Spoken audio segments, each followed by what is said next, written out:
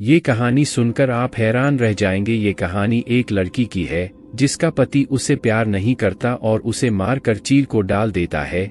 चील उसे नोच नोच कर खा जाती है।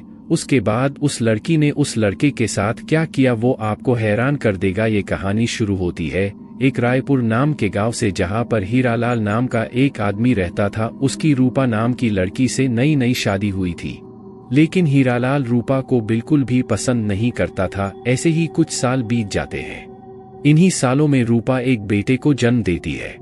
रूपा को लगता था कि बच्चे के आने से हीरालाल बदल जाएगा, लेकिन ऐसा कुछ नहीं होता। हीरालाल फिर भी रूपा को खूब मारता है और बच्चे से भी बिल्कुल प्यार नहीं करता था। हीरालाल रूपा को आवाज लगाता है, रूपा, अरे रूपा कहाँ मर गई, चल बाहर निकल। रूपा बोली, जी क्या हुआ, मैं सोनू को सुला रही थी, उसकी तबीयत खराब है ना। हीरालाल बोला, तुझे बस सोनू के बहाने आराम करना होता है, चल जल्दी से अब अलमारी से पैसे निकाल कर ला। रूपा बोली, जी वह तो सोनू की दवाई के पैसे हैं, घर में बस वही पैसे बचे हैं, आप वह पैसे मत लेकर जाओ। हीरालाल बोला, तेरी इतनी हिम्मत मुझसे जुबान लड़ाएगी, बोला ना जाकर पैसे लेकर आ। रूपा बोली, मैं आपको वह पैसे नहीं दूंगी चाहे कुछ भी हो जाए। हीरालाल बोला, तेरी इतनी हिम्मत, तुझे तो मैं अभी बताता हूँ, देखता हूँ तू मुझे कैसे पैसे नहीं देती। हीरालाल अंदर जाकर अलमारी खोलता है और पैसे निकालने लगता है। रूपा उसको रोकने लगती है। हीरालाल को रूपा पर इतना गुस्सा आता है, कोने में पड़े एक डंडे को उठाकर रूपा को पीटने लगता है। रूपा कहती है, मुझे मत मारो, छोड़ दो, मुझे छोड़ दो। हीरालाल बोला, आज तो मैं तेरा काम ही खत्म कर दूंगा।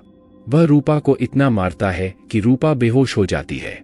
हीरालाल उसे घर से खींचता हुआ खेत में लेकर जाता है।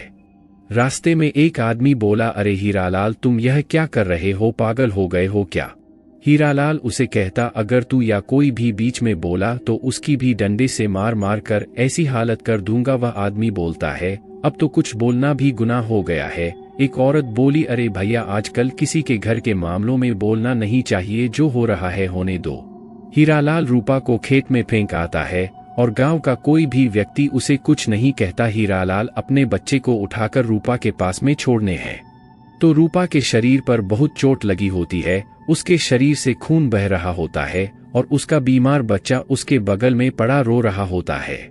कुछ ही देर में वहां पर खून की खुशबू से चील आकर इकट्ठा हो जाते हैं और मैं रूपा के शरीर को नोच नोच कर खाने लगते हैं और रूपा मर जाती है।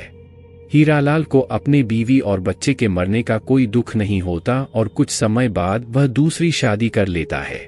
एक दिन कुछ लोग जब खेतों में काम कर रहे होते हैं तो एक औरत अपने पति से बोलती है, मैंने लीला को पेड़ के नीचे लिटा दिया है, आप उसका ध्यान रखना, मैं पालक काट कर आती हूँ। वह कहता है, ठीक है। सीमा पालक काटने में लग जाती है और गणेश पानी पीने के लिए पास में चला जाता है। उनका बेटा लीला उठकर बैठ जाता है और मिट्टी में खेलने लगता है। तभी एक औरत उसके पास आ जाती है। तभी सीमा बोलती है, यह औरत कहाँ से आ गई, और वह अपने पति को बोलती है, जल्दी लीला को उससे दूर करो। तभी गणेश उस औरत से अपने बेटे को छीनने लगता है।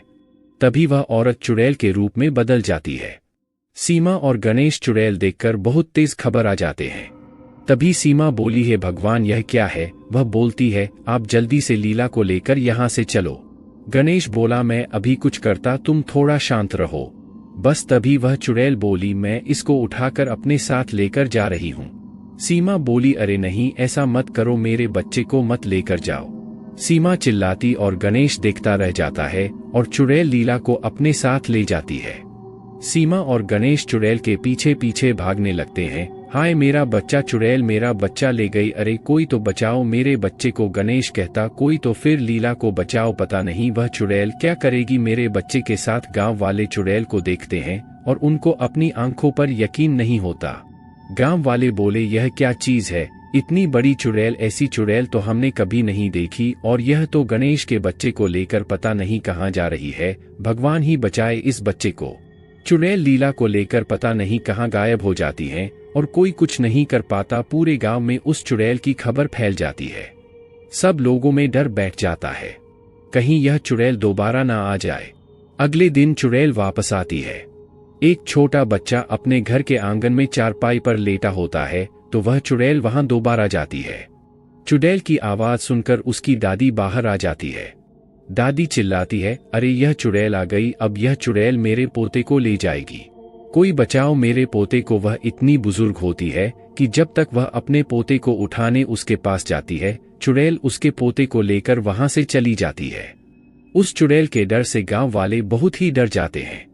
उनके मन में इतना डर बैठ जाता है कि वह अपने बच्चों को घर से बाहर निकालना ही बंद कर देते हैं। एक दिन हीरालाल अपनी दूसरी बीवी से उस चुड़ैल के बारे में बात कर रहा होता है। अरे रेखा, क्या यह बात सच है कि गांव में की कोई चुड़ैल बच्चों को उठा उठा कर लेकर जा रही है? रेखा बोली, जी बिल्कुल सच है। न जाने भूत चुड़ैल कितने बच्चों को गांव से उठाकर ले जा चुकी है। हमारा बच्चा भी बस अभी 3 महीने का है। मुझे तो बहुत ही डर लग रहा है कि मैं अपने बच्चे को उस चुड़ैल की नजरों से कैसे बचाऊं। वैसे भी मैंने सुना और चुड़ैल की नजर बहुत तेज है। हीरालाल बोला, अरे रेखा तुम चिंता मत करो, मैं हूं ना, मेरे होते हुए मेरे बच्चे को कोई चुड़ैल छू भी नहीं सकती। हीरालाल अपनी बीवी और अपने बच्चे के साथ छत पर बैठा होता है कि अचानक चुड़ैल उसके बच्चे के पास आकर बैठ जाती है। रेखा बोलती है कि यह चुड़ैल कहां से आ गई और वह चुड़ैल उस बच्चे को अपने पास ले लेती है। रेखा बोलती है, छोड़ दो मेरे बच्चे को, जाने दो हमें। चुड़ैल बोली, इस बच्चे का ही तो सबसे ज्यादा इंतजार था मुझे। रूपा यह मेरे बच्चे को लेकर जा रही है। हीरालाल, छोड़ दो मेरे बच्चे को, भगवान के लिए छोड़ दो इस बच्चे को। चुड़ैल बोली, इतना तरस मेरे बच्चे पर तुझे कभी तरस नहीं आया। चुड़ैल उस बच्चे को लेकर वहां से चली जाती है। हीरालाल और रेखा रोते चिल्लाते रह जाते। हीरालाल बोलता है, चाहे कुछ भी हो जाए, मैं अपने बच्चे को कहीं से भी ढूंढ कर लाऊंगा। हीरालाल सारे गांव वालों को इकट्ठा कर लेता है और कहता है, हमें उस चुड़ैल को पकड़ना ही होगा। आखिर कब तक हमारे बच्चों को ऐसे घर में छुपा कर रखेंगे? गांव वाले बोले, पर हम कर भी क्या सकते हैं? हीरालाल, हमें एक बहुत बड़ा जाल बिछाना होगा जिससे कि हम उस चुड़ैल को पकड़ सके। गांव वाले हीरालाल से सहमत होते हैं। वह एक जाल बिछा देते हैं। उसके बाद मैं अपने बच्चों को बाहर खेलने के लिए छोड़ देते हैं। शाम को जब वह चुड़ैल आती है तो गांव वाले चुड़ैल को एक अभिमंत्रित जाल में पकड़ लेते हैं। चुड़ैल बोली, छोड़ दो मुझे, जाने दो मुझे। हीरालाल, तुम्हें ऐसे कैसे छोड़ दे? तुमने हमारे बच्चों के साथ क्या क्या किया है, सब सच सच बताओ। चुड़ैल बोली, जो तूने मेरे और मेरे बच्चे के साथ किया वही किया मैंने तुम्हारे बच्चों के साथ। हीरालाल बोला, मैंने क्या किया तुम्हारे बच्चे के साथ? चुड़ैल बोली, याद कर तूने क्या किया था मेरे साथ और मेरे बच्चे के साथ। हमें मरता हुआ छोड़ दिया और चील हमें नोच नोच कर खा गए। हीरालाल बोला, क्या तुम मेरी पहली पत्नी रूपा हो? चुड़ैल बोली, हाँ मैं रूपा हूँ, जो मरने के बाद मैं चुड़ैल बदल गई। उसके बाद तुमसे और इन गांवों वालों से बदला लेने आई हूँ, क्योंकि किसी ने मेरे और मेरे बच्चे को बचाने की कोशिश नहीं की थी। हीरालाल बोला, मुझे माफ कर दो रूपा, मैं तुम्हारा कातिल हूँ। तुम मेरी जान ले लो, मुझे माफ कर दो। मैं तुम्हें और मेरे बच्चे को मार डाल दिया, मैं कितना बुरा हूँ। गांव वाले बोले, रूपा हमें माफ कर दो, हमसे बहुत बड़ी गलती हो गई। हम सभी की वजह से तुम और तुम्हारा बच्चा मर गया।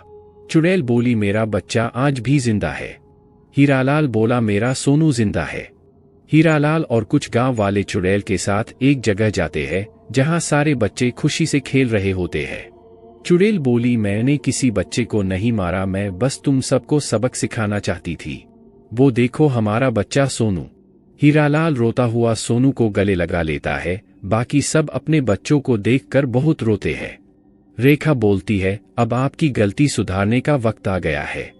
हम सोनू को अपने साथ रखेंगे और दोनों बच्चों को एक समान प्यार देंगे। और इन सबको सबक सिखा के चुड़ैल वहां से चली जाती है।